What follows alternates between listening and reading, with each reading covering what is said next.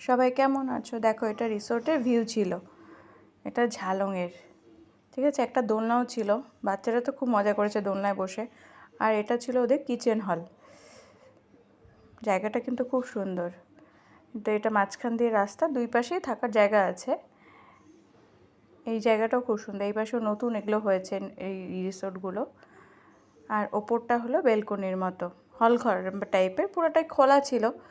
ভালো, ওখানে বসে সন্ধ্যাবেলা চা টা খেতে খুব ভালো লাগে। আর এই দুটো রুম ছিল আমাদের, যেহেতু আমরা দুটো ফ্যামিলি গেছিলাম। তো আমি পরের দিন বেরিয়ে আসছিলাম, দেখো এটার ভিডিও করছিলাম। জায়গাটা কিন্তু খুব সুন্দর। যে একটা যাওয়ার রাস্তাটা ছিল, মানে এটার থেকে ভেতরে ঢুকে এটা রিসোর্টটা ছিল। পাশে পাহাড়, আর পাশেই যে নদী ছিল। যে মেয়ে, বর, বান্ধবী সবাই বের হয়ে যাচ্ছিলাম, ভিডিও করলাম। তারপরে ওখান থেকে আমরা দলগাঁওতে এসেছিলাম। দলগাঁওটা কিন্তু খুব সুন্দর জায়গা, অনেকটা উঁচুতে, জায়গাটা খুব সুন্দর। ওখানেও থাকার ব্যবস্থা আছে, কিন্তু আমরা ওখানে থাকিনি, আমরা ঘুরে টুরে কিছুক্ষণ থেকে তারপরে চলে এসেছি। দেখো বরমশাই হাঁটছে, ঘুরে ঘুরে দেখছিল।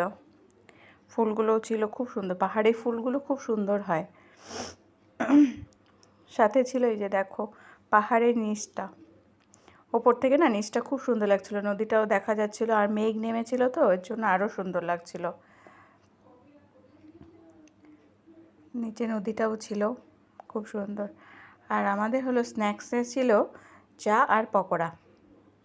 দেখো এটা সেলফি তুলে নিয়েছে। আর রাত্রির ডিনারে ছিল ফ্রাইড রাইস আর চিকেন কারি, টেস্টি টেস্টি ছিল। আর রান্নাগুলো না সত্যি খুব সুন্দর। তোমরা পারলে একবার যেও ঝালংয়ে, আর এই রিসোর্টটাতে থেকো। যদি কারো দরকার পড়ে আমার সাথে যোগাযোগ করো, আমি রিসোর্টের নাম্বারটা আমার কাছে আছে, আমি দিয়ে দেবো। আর সাথে ছিল হলো রুটি, কারণ বান্ধবীটা বললো রুটি খাবে। কেমন হয়েছে জানিও।